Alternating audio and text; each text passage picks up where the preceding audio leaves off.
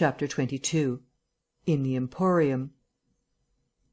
So, last January, with the beginning of a snowstorm in the air about me, and if it settled on me it would betray me, weary, cold, painful, inexpressibly wretched, and still but half convinced of my invisible quality, I began this new life to which I am committed. I had no refuge, no appliances, no human being in the world in whom I could confide. To have told my secret would have given me away, made a mere show and rarity of me. Nevertheless, I was half-minded to accost some passer-by and throw myself upon his mercy. But I knew too clearly the terror and brutal cruelty my advances would evoke. I made no plans in the street. My sole object was to get shelter from the snow, to get myself covered and warm. Then I might hope to plan. But even to me, an invisible man, the rows of London houses stood latched, barred, and bolted impregnably. Only one thing could I see clearly before me: the cold exposure and misery of the snowstorm and the night. And then I had a brilliant idea. I turned down one of the roads leading from Gower Street to Tottenham Court Road, and found myself outside Omnium's, the big establishment where everything is to be bought. You know the place: meat, grocery, linen, furniture, clothing, oil paintings even. A huge meandering collection of shops rather than a shop. I had thought I should find the doors open, but they were closed, and as I stood in the wide entrance a carriage stopped outside, and a man in uniform, you know the kind of personage with Omnium on his cap, flung open the door. I contrived to enter, and walking down the shop, it was a department where they were selling ribbons and gloves and stockings and that kind of thing, came to a more spacious region devoted to picnic baskets and wicker furniture. I did not feel safe there, however. People were going to and fro, and I prowled restlessly about until I came upon a huge section in an upper floor containing multitudes of bedsteads, and over these I clambered and found a resting place at last among a huge pile of folded flock mattresses. The place was already lit up and agreeably warm, and I decided to remain where I was, keeping a cautious eye on the 2 or 3 sets of shopmen and customers who were meandering through the place until closing time came. Then I should be able, I thought, to rob the place for food and clothing, and, disguised, prowl through it and examine its resources, perhaps sleep on some of the bedding. That seemed an acceptable plan. My idea was to procure clothing to make myself a muffled but acceptable figure, to get money, and then to recover my books and parcels where they awaited me, take a lodging somewhere, and elaborate plans for the complete realization of the advantages my invisibility gave me, as I still imagined, over my fellow men. Closing time arrived quickly enough. It could not have been more than an hour after I took up my position on the mattresses before I noticed the blinds of the windows being drawn, and customers being marched doorward. And then a number of brisk young men began with remarkable alacrity to tidy up the goods that remained disturbed. I left my lair as the crowds diminished, and prowled cautiously out into the less desolate parts of the shop. I was really surprised to observe how rapidly the young men and women whipped away the goods displayed for sale during the day. All the boxes of goods, the hanging fabrics, the festoons of lace, the boxes of sweets in the grocery section, the displays of this and that, were being whipped down, folded up, slapped into tidy receptacles, and everything that could not be taken down and put away had sheets of some coarse stuff like sacking flung over them. Finally, all the chairs were turned up onto the counters, leaving the floor clear. Directly each of these young people had done, he or she made promptly for the door with such an expression of animation as I have rarely observed in a shop assistant before. Then came a lot of youngsters, scattering straw-dust and carrying pails and brooms. I had to dodge to get out of the way, and as it was, my ankle got stung with the sawdust. For some time, wandering through the swathed and darkened departments, I could hear the brooms at work, and at last, a good hour or more after the shop had been closed, came a noise of locking doors.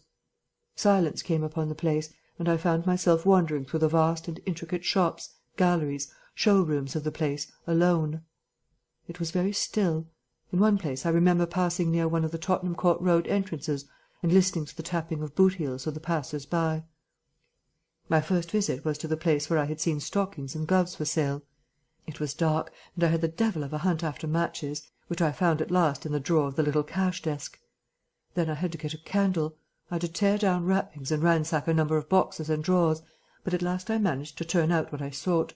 The box label called them lambswool pants and lambswool vests. Then socks, a thick comforter, and then I went to the clothing place and got trousers, a lounge jacket, an overcoat, and a slouch hat, a clerical sort of hat with the brim turned down. I began to feel a human being again, and my next thought was food. Upstairs was the refreshment department, and there I got cold meat. There was coffee still in the urn, and I lit the gas and warmed it up again, and altogether I did not do badly. Afterwards, prowling through the place in search of blankets, I had to put up at last with a heap of down quilts. I came upon a grocery section with a lot of chocolate and candied fruits, more than was good for me indeed, and some white burgundy. And near that was a toy department, and I had a brilliant idea. I found some artificial noses, dummy noses, you know, and I thought of dark spectacles. But Omniums had no optical department. My nose had been a difficulty indeed. I had thought of paint, but the discovery set my mind running on wigs and masks and the like. Finally I went to sleep in a heap of down quilts, very warm and comfortable. My last thoughts before sleeping were the most agreeable I had had since the change. I was in a state of physical serenity, and that was reflected in my mind.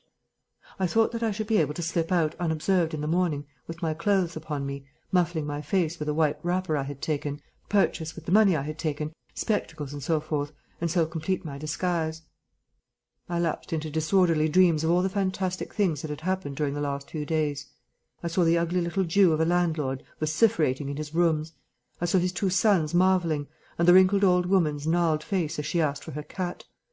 I experienced again the strange sensation of seeing the cloth disappear, and so I came round to the windy hillside and the sniffing old clergyman mumbling earth to earth, ashes to ashes, dust to dust, at my father's open grave. "You also," said a voice, and suddenly I was being forced towards the grave. I struggled, shouted, appealed to the mourners, but they continued stonily following the service. The old clergyman, too, never faltered, droning and sniffing through the ritual. I realized I was invisible and inaudible, that overwhelming forces had their grip on me. I struggled in vain. I was forced over the brink. The coffin rang hollow as I fell upon it, and the gravel came flying after me in spadefuls. Nobody heeded me. Nobody was aware of me. I made convulsive struggles and awoke. The pale London dawn had come. The place was full of a chilly grey light that filtered round the edges of the window blinds. I sat up, and for a time I could not think where this ample apartment, with its counters, its piles of rolled stuff, its heap of quilts and cushions, its iron pillars, might be. Then, as recollection came back to me, I heard voices in conversation. Then, far down the place, in the brighter light of some department which had already raised its blinds, I saw 2 men approaching.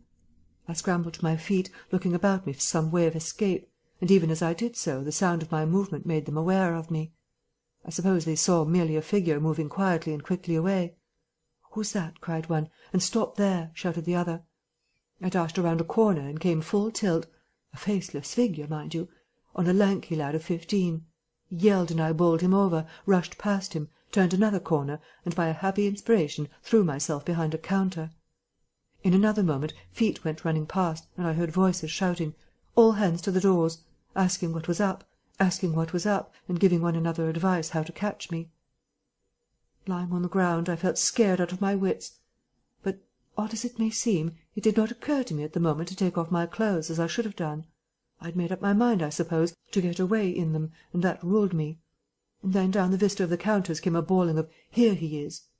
I sprang to my feet, whipped a chair off the counter, and sent it whirling at the fool who had shouted, turned, came into another round a corner, sent him spinning, and rushed up the stairs. He kept his footing, gave a view hallo, and came up the staircase hot after me. Up the staircase were piled a multitude of those bright-coloured pot things. What are they? "Art pots," suggested Kemp. "That's it, art pots. Well, I turned at the top step and swung round, plucked one out of a pile and smashed it on his silly head as he came at me. The whole pile of pots went headlong, and I heard shouting and footsteps running from all parts. I made a mad rush for the refreshment place, and there was a man in white like a man-cook who took up the chase. I made one last desperate turn and found myself among lamps and ironmongery. I went behind the counter of this and waited for my cook, and as he bolted in at the head of the chase I doubled him up with a lamp. Down he went, and I crouched behind the counter and began whipping off my clothes as fast as I could. Coat, jacket, trousers, shoes were all right, but a lamb's-wool vest fits a man like a skin. I had more men coming. My cook was lying quiet on the other side of the counter, stunned or scared speechless, and I had to make another dash for it, like a rabbit hunted out of a wood-pile. "This way, policeman," I heard someone shouting. I found myself in my bedstead storeroom again, and at the end of a wilderness of wardrobes. I rushed among them, went flat, got rid of my vest after infinite wriggling, and stood a free man again, panting and scared, as the policeman and 3 of the shopmen came round the corner. They made a rush for the vest and pants, and collared the trousers. "He's dropping his plunder," said one of the young men. "He must be somewhere here." But they did not find me all the same. I stood watching them hunt for me for a time, and cursing my ill luck in losing the clothes. Then I went into the refreshment room, drank a little milk I found there, and sat down by the fire to consider my position. In a little while 2 assistants came in and began to talk over the business very excitedly and like the fools they were. I had a magnified account of my depredations, and other speculations as to my whereabouts. Then I fell to scheming again. The insurmountable difficulty of the place, especially now it was alarmed, was to get any plunder out of it. I went down into the warehouse to see if there was any chance of packing and addressing a parcel, but I could not understand the system of checking. About 11 o'clock, the snow having thawed as it fell, and the day being finer and a little warmer than the previous one, I decided that the Emporium was hopeless, and went out again, exasperated at my want of success, with only the vaguest plans of action in my mind. Chapter 23. In Drury Lane. "But you begin now to realize," said the invisible man, "the full disadvantage of my condition. I had no shelter, no covering. To get clothing was to forego all my advantage, to make myself a strange and terrible thing. I was fasting, for to eat, to fill myself with unassimilated matter, would be to become grotesquely visible again." "I never thought of that," said Kemp. "Nor had I, and the snow had warned me of other dangers. I could not go abroad in snow. It would settle on me and expose me. Rain, too, would make me a watery outline, a glistening surface of a man, a bubble. And fog, I should be like a fainter bubble in a fog, a surface, a greasy glimmer of humanity. Moreover, as I went abroad, in the London air, I gathered dirt about my ankles, floating smuts and dust upon my skin. I did not know how long it would be before I should become visible from that cause also, but I saw clearly it could not be for long. Not in London, at any rate.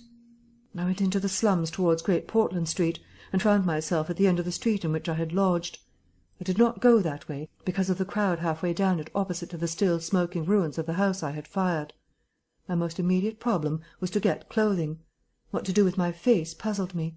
Then I saw in one of those little miscellaneous shops, news, sweets, toys, stationery, belated Christmas tomfoolery, and so forth, an array of masks and noses.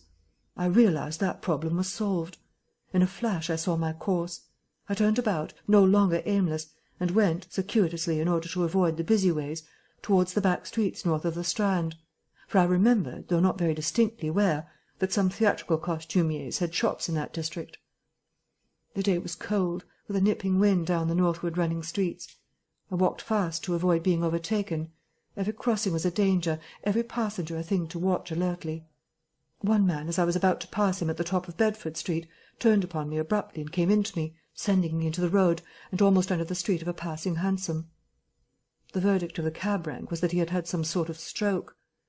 I was so unnerved by this encounter that I went into Covent Garden Market and sat down for some time in a quiet corner by a stall of violets, panting and trembling. I found I had caught a fresh cold, and had to turn out after a time lest my sneezes should attract attention. At last I reached the object of my quest, a dirty, fly-blown little shop in a byway near Drury Lane, with a window full of tinsel robes, sham jewels, wigs, slippers, dominoes, and theatrical photographs. The shop was old-fashioned and low and dark, and the house rose above it for 4 stories, dark and dismal. I peered through the window, and, seeing no one within, entered. The opening of the door set a clanking bell ringing. I left it open, and walked round a bare costume stand into a corner behind a cheval-glass. For a minute or so no one came. Then I heard heavy feet striding across a room, and a man appeared down the shop. My plans were now perfectly definite. I proposed to make my way into the house, secrete myself upstairs, watch my opportunity, and when everything was quiet, rummage out a wig, mask, spectacles, and costume, and go into the world, perhaps a grotesque but still a credible figure. And incidentally, of course, I could rob the house of any available money. The man who had just entered the shop was a short, slight, hunched, beetle-browed man, with long arms and very short bandy legs. Apparently I had interrupted a meal.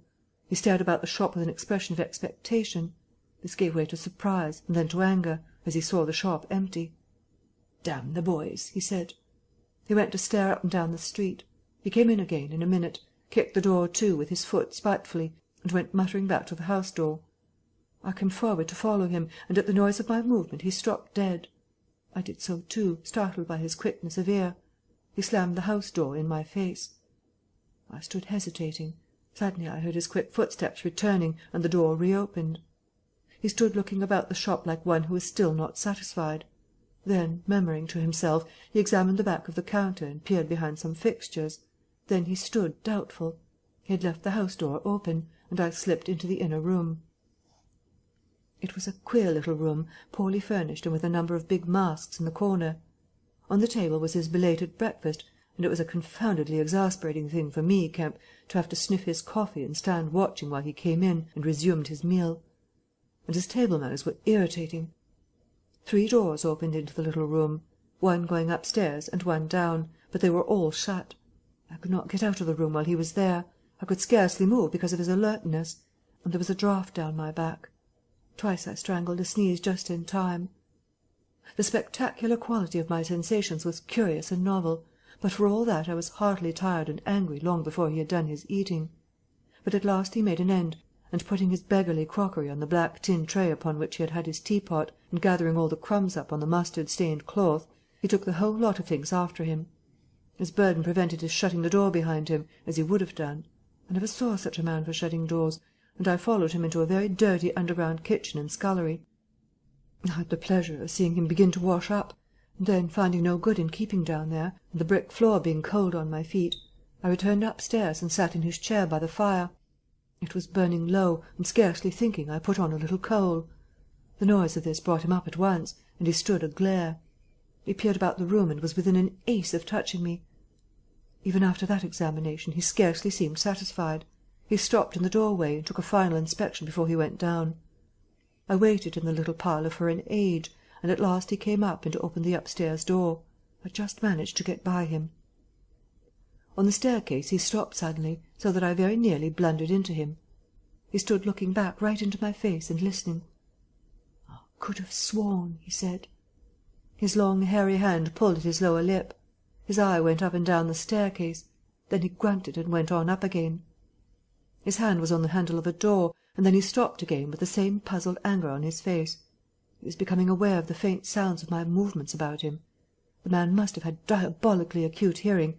He suddenly flashed into rage.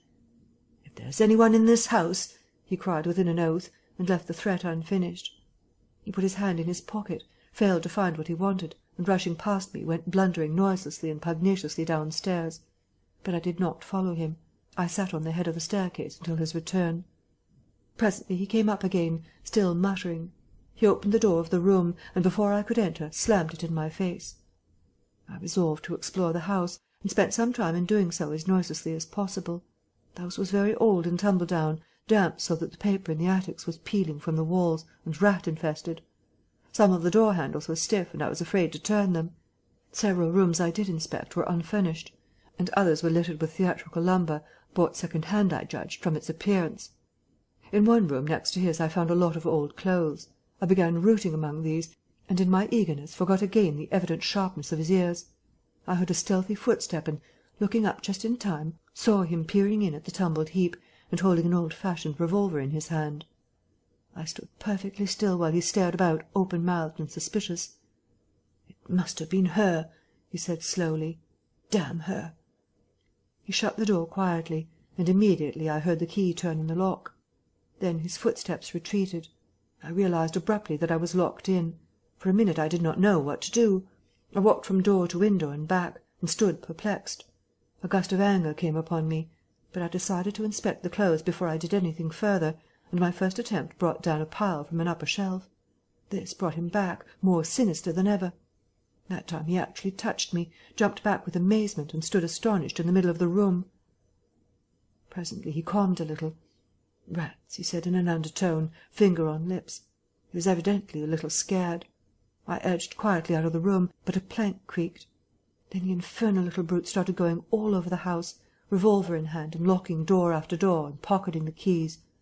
When I realized what he was up to, I had a fit of rage. I could hardly control myself sufficiently to watch my opportunity. By this time I knew he was alone in the house, and so I made no more ado, but knocked him on the head." "Knocked him on the head?" exclaimed Kemp. "Yes, stunned him, as he was going downstairs. Hit him from behind with a stool that stood on the landing. He went downstairs like a bag of old boots." "But I say, the common conventions of humanity—" "Are all very well for common people, but the point was, Kemp, that I had to get out of that house in a disguise without his seeing me. I couldn't think of any other way of doing it. And then I gagged him with a Louis XIV vest and tied him up in a sheet."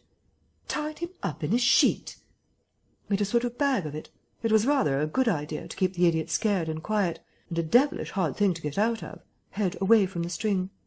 My dear Kemp, it's no good your sitting glaring as though I was a murderer. It had to be done. He had his revolver. If once he saw me, he would be able to describe me." "But still," said Kemp, "in England, to-day, and the man was in his own house, and you were, well, robbing." "Robbing! Confound it, you'll call me a thief next. Surely, Kemp, you're not fool enough to dance on the old strings. Can't you see my position?" "And his too," said Kemp. The Invisible Man stood up sharply. "What do you mean to say?" Kemp's face grew a trifle hard. He was about to speak and checked himself. "I suppose, after all," he said with a sudden change of manner, "the thing had to be done. You were in a fix. But still—" "Of course I was in a fix, an infernal fix. And he made me wild, too, hunting me about the house, fooling about with his revolver, locking and unlocking doors. It was simply exasperating. You don't blame me, do you? You don't blame me?" "I never blame any one," said Kemp. "It's quite out of fashion. What did you do next?" "I was hungry. Downstairs I found a loaf and some rank cheese, more than sufficient to satisfy my hunger. I took some brandy and water, and then went up past my impromptu bag, it was lying quite still, to the room containing the old clothes. This looked out upon the street, 2 lace curtains brown with dirt guarding the window. I went and peered out through their interstices.